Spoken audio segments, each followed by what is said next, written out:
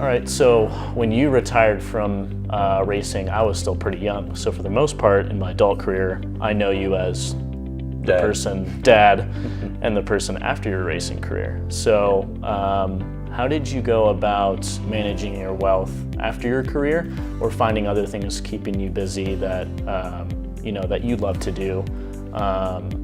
Yeah, take us through that.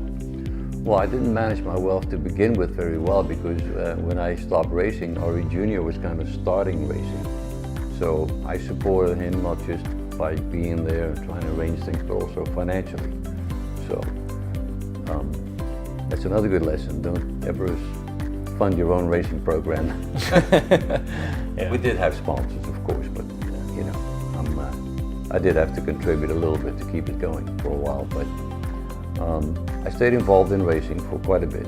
So I coached a few drivers. I got involved with the television side of racing, so I was a commentator for a year and a half. And then I was a pace car driver. At one point I did that. At the moment, I'm still involved in racing. I'm a race steward. It's like a referee for racing, so I go to all the races. So I've always kept kind of busy in racing, but there were about 4 or 5 years that I didn't really do much. And I did do some investment properties, some real estate deals.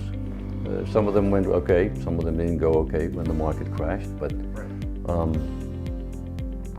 I always tried to, throughout my whole life, I tried to, whatever I bought, were it a new car or were it a house, that I wanted to try and pay it off.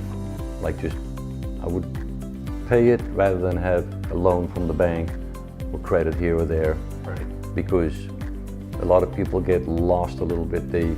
Everything is on a mortgage and everything is on a loan, and by the time they have a good career going, but then the career stops and then they have to find their way in life. But in the meantime, those bills are still there every month.